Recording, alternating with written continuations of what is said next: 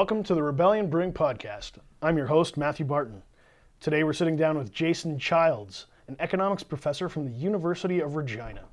He teaches subjects like macroeconomics and does research looking at international finance, and one of my favorite subjects from university, behavioral economics. Most importantly, he teaches a class about the economics of beer. It's a popular topic in my life, and it gets his students thinking about complex questions and ideas in a very tangible way. Beer is one of those universal goods that I personally believe transcends culture, class, gender. Everyone knows what beer is, or at least they think they know. This is why I'm excited to have Jason on the show to talk about beer. Welcome. Thank you for having me. It's good to see you. It's great to be seen. It's great to be here. I'm really excited to get into this. Yeah. Well, before we get too deep into the philosophy and economics of beer, let's drink one. Cheers. Cheers. This is the Saskatoon Berry Sour by Nokomis. There's a lot of Saskatoon in that. 4.5% ABV. Okay. That's nice. It's the sour's not overwhelming. You know, some of the sour beers, it feels like you're sucking on Warhead candy. It's like, just why would you do that to yourself? But that's just nice little bit of tart finish brings out the Saskatoon. It's a little dry on the finish, but I don't mind that. Well, I prefer dry if I'm going for wine, so. Yeah. Yeah, actually, the flavor is vaguely reminiscent of a fruit wine. Yeah, I would say that's pretty accurate. Like wine drinkers tend to lean into sours a little bit more than regular. Yeah, I could drinkers. see serving this in almost a champagne flute and nobody blinking an eye. Yeah, for sure. It's a real nice specialty product. That actually, I'd pair that like I would a fruit wine, a sparkling fruit wine. That's nice. Sweet cheeses. Sweet cheeses go well with some cheesecake, maybe. Actually, it would. It would go very well with some cheesecake. A raspberry chocolate. I like the way you're thinking. That is nice. I can rose on you too. You kind of just want to keep having a sip the way it I don't want to talk anymore. I'm just going to have to sit here and do this. hits your tongue. Oh yeah, that's good. Thumbs up? Thumbs up for sure. I dig it. I would recommend it to anyone who's interested in trying a sour for the first time. Yeah. It's, like you said, not too aggressive. Nice introduction to the world of sours. Yeah, it's not overwhelming. It's not gonna, it's not gonna give you that real lemon pucker. It's nice. It's just a pleasant hint of tart. Why don't we start from the beginning? Why don't you tell me a little bit how you got into studying beer? Well, it was really kind of a bit of a joke. People have always said, study what you love, study what you love. I'm like, yeah. And dawned on me, I can actually do this. I can study beer. And it's actually three of us who run the course. So it's myself, Abiyomi Akintola, and Michael Shar, who team teaches, and that's a lot of fun. And the idea kind of floated around. Michael and I were looking for something to teach together because we play off each other really well. And classes can get a little monotone, particularly if it's a complex or controversial issue. It's nice to have two people in the front of the room to present different viewpoints. So we're looking for something that we could teach together, and then this idea came up, and Yomi also wanted to participate, so we threw it together, and it started off sort of as an intro econ course where every example was going to be beer, and it's kind of morphed and evolved to sort of a IO, public policy, mess of stuff, but it's a heck of a lot of fun. It probably grabs a lot of students' attention. People want to get into the class to line up out the door, maybe? It's typically full to overfull. We've had waiting lists almost every time we've offered it. Well, that's a good sign. Oh yeah, no, it works, and most of the students really seem to enjoy what we're doing. So, have there been any takeaways that you've learned from the class along the way? I feel like teaching is as much learning as it is trying to fill someone else's head with knowledge. To do it well, you have to be open and receptive to what's coming back at you. I think one of the biggest surprises was how important concrete examples are to getting ideas across and concepts across to students. Because we've had students in the class, even though it's designed around an introductory level with no economics prerequisites, we've had advanced level students come to us afterwards and go, I finally really get this. So I think that was, and the excitement they get for real world problems. as an academic, you kind of wander around with your head in the clouds and go, oh yeah, there's a world out there I should pay attention to. You threw a rope off the edge of the ivory tower and climbed back down. Yeah, a little bit. I'm not sure I want to stay down here, but it's cozy up there. When it comes to sours, we're seeing this, what would be a Saskatchewan trend toward sours. In the past, it was big IPAs, and maybe one year it was the root beer, Alka-Pops. Yeah. Now we're seeing sours really hit the stage, and everybody's kind of making one. What do you think's driving that? Well, I saw this with the everybody advertising the IBUs, the International Bittering Units, on the bottles, and just more and more and more this sort of arms race in bitterness, which was really fascinating, because I think one of the things that's going on here is brewers and beer drinkers were signaling to each other. So if you're a beer drinker and you take beer seriously, you're one of these beer hipsters, if you like, right? You want to make sure everybody in the room knows that you're into craft beer and you are really serious about beer and you don't drink any of this silly Coors Light nonsense, right? So what are you going to drink? You're going to drink something that is going to be unpalatable or unpleasant to somebody whose go-to beer is Coors Light. So you're going to pick something with a lot of really strong, really challenging, for lack of a better word, flavors. And for a long time that was bitterness. So you get these high IBU beers. And as a brewer, you'd brew these high IBU beers to signal to these beer hipsters that, look, I'm a serious brewer. I'm not just brewing, American, fizzy dishwater. We're taking this really seriously. So we're going to provide you with this really good, challenging beer to show that we're really serious about this thing. And so you have two brewers. Well, I'm more serious than Brewer A is more serious than Brewer B, so they're going to, chase each other up the thing until it gets to the point where it's just absolutely silly and nobody can drink the beer because it tastes like garbage. Right? Your face is melting off. Yeah, I'm like, no, this is, I'm done with this. I'm off this train. But these things go in waves. So once you hit that peak point, you can't go any further. You have to find a new way to signal and outcompete and go, no, I'm the really serious brewer guy now. And the same thing has to be true of the serious beer drinker. They have to find a new way to signal that, look, you get IBUs, that's yesterday. You guys are so slow. It really is the hipster music phenomenon just translated to beer. Really? Yeah. So the new hipster wave is sour. Yeah, I would not be surprised. And again, because the stronger sours are not a flavor associated with beer typically, and they're not readily enjoyed by a lot of people. They're a niche product. There are breweries in the States that have been operating for over 10 years, 15 years, and they exclusively make sours. So we're on the tail, maybe in Saskatchewan? I would not be surprised that would be on the tail of fashion out here. But it's nice to see people catching on. It wasn't a hard sell. People just said, oh, wow, this is new, and I really like it. Well, I think people's preferences around beer have really modified and changed a lot, and I think it's a generational thing. The value and variety. When I was 19, way back in the dark ages, the most flavorful beer you could get was Keys, right? Because that was a true IPA. This actually tastes like something. Yay, good for me. And then now, Keys doesn't taste like anything to my palate. And so we've seen a shift in what's happening with brewing and consumers is they value variety and they're willing to pay for it. And so you're seeing this adventure. Think about your grandfather and how he bought beer. That was his brand of beer, and that was the end of the discussion. You might get him to take something else if they were absolutely sold out of the other one, but that was it.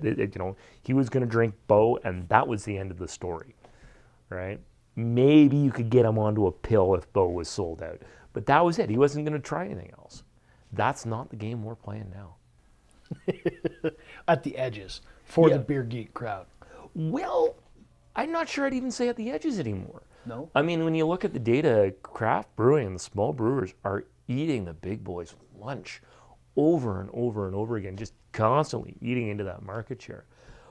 Again, nationally in Saskatchewan, overall beer sales aren't moving much.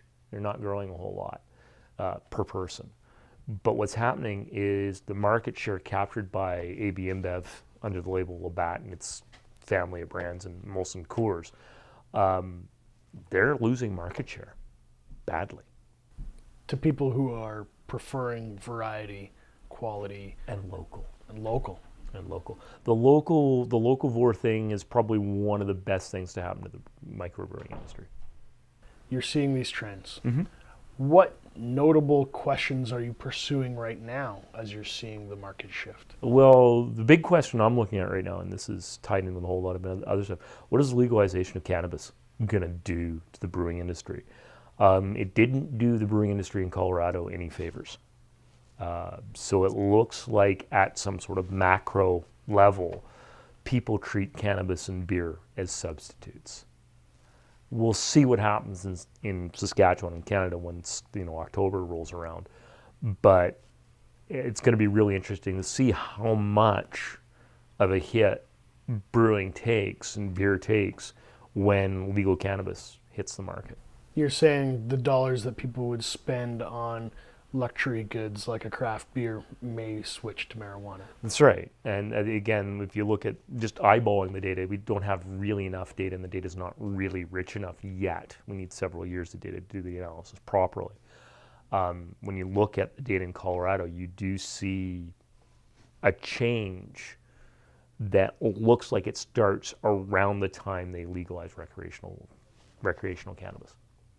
How do you tell the difference between tourists going to Colorado and consuming versus domestic consumption? Right. I'm just looking at the beer data. Okay. The beer sales. So the beer sales have, to the naked eye, what looks like an inflection point near the time that cannabis was legalized. And Colorado's not something to sneeze at in the craft beer world. They No. have some very prestigious, high quality beer. And I'm not talking just craft beer, I'm talking the whole market. Okay. Right. So even, Coors, which is based in Golden, they're taking a hit. And it's not immediately obvious why, but the timing is suggestive. So maybe this time next year, you come back on the podcast and you say, hey, I've got a whole bunch of new data. It might be a year. I probably need some more. I'll be really interested to watch what happens to Saskatchewan. And yeah, I'd love to come back and say, hey, let's do this again and take a look. Why Saskatchewan specifically? Because the day I'm here, right? I care about Saskatchewan. I live here. Is there something special going on in our marketplace? I mean, our soil is probably good for growing, right? Well, but our climate isn't so much. Those cold winters are hard on cannabis.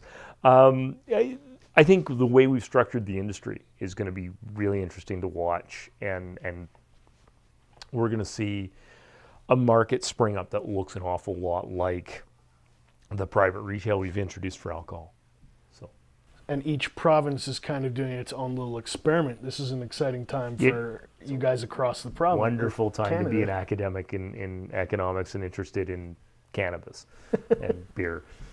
That's awesome. Do you, besides sours, do you see any other trends activating in the craft beer scene? I think we're going to see a couple of shifts. I think we're seeing the end, particularly of the big beers. The high alcohol content beers. I think that is done. You're talking like imperial stouts and the imperial porters. The stuff that's going to hit 8-9%. Yeah. Do you think that's driven by the shift in the drinking and driving laws? I think that's going to play into it because you have one pint at 10%, you should not be even contemplating driving. That said, so I think that's in play. But I think this shift is globally away from the big beers, so towards smaller. One of the things I would like to see, I don't know if it's going to happen, is a really big flavor but lower alcohol content beer. So something that's going to be 3.5-4%, but is going to taste or feel like a good dark beer. And that's tough to achieve. Mm-hmm. We've been working on that with, say, our session IPA series, where they're sitting around 4 to 5%. but we're trying to preserve that big hop flavor. That robust flavor, yeah. And the other thing to remember about alcohol is a vehicle for delivering flavor, right? So, I mean, this is what happened to red wine. Red wine used to be, 9%, it's really strong, right? And then everybody got into wine tasting, and that's, we got to put the big sticker on your bottle and all that stuff. And so what happened is they started producing higher and higher alcohol content wines to give you that quick flavor delivery system. And so now you go to the store, you're going to find red wine sitting between 12 and 14%, right? And whites are going to be 10 to 12. Is that about hitting flavor satisfaction level? When they talk about cheap chocolate versus really expensive chocolate, you can eat a whole big slab of really cheap milk chocolate, and maybe it's got a tiny bit of cocoa in it. Yeah. And then you go to, say, Bernard Callebaut, and you can have one or two pieces, and you hit that sweet satisfaction point much quicker. Yeah, I think that's part of it. I mean, I know I'm that way with beer. If I'm having a good craft beer that actually tastes like something, I'll have 2 or 3 or 4 sometimes, and I'm done. I'm satisfied. That's great. If I'm drinking commercial beer because that's what's available, I can go through half a dozen and go, wow, okay, yeah, I guess I did drink that many, right? Yeah, I'm already walking, so nobody get upset, but it's like, whoa, okay. And I just don't notice how many I'm having because they don't taste like a whole lot. So I think you're onto something there. What's the one question you wish students would ask you in your beer class and they haven't tackled it yet? I can't actually think of one. They have been so engaged and so bright and wide-ranging and just really interested in the questions we get are absolutely, they're really into it, and they're thoughtful questions. It was really the students that brought the substitutability between cannabis and beer to the fore. Somebody asked it when Trudeau got elected, well, what does legal cannabis do for beer? And I went, I have no idea, and neither does anybody else that I know of. So we're trying to figure that out. And so some of the other questions about why craft beer? What happened? Well, again, there's this whole list of answers. Preferences changed. We rejected mass market. We've rejected more and more homogeneity in what we consume. And everybody's looking for differentiation. So this is the upside of identity politics is better beer, because everybody wants to have their own little marker. But the other thing that not enough people are talking about is 2 other things changed. Is the regulations changed radically across this country to open the space up for craft brewing, and the cost of capital plummeted, right? So if you're borrowing to build a small microbrewery, you can do that at 3, 4, 5%, even if you're just taking out a second mortgage on your house. 10, 20 years ago, you'd be borrowing at 10 or 15%. So you can't make the numbers work at that interest rate. So all these things kind of came together to give us this wonderful explosion of good beer. I dig it. Yeah. Well, I want to thank you for your time today. Oh, thank you. It was interesting to explore these ideas. I'm gonna bug you next year. For sure. Come back and we'll talk Absolutely, about my pleasure. how cannabis has affected this. I'm looking forward to that conversation. Rebels, thank you for tuning in this week. If you want to find the latest news about Rebellion Brewing, be sure to check us out on Facebook, Instagram, and Untapped. Thank you for joining the Rebellion.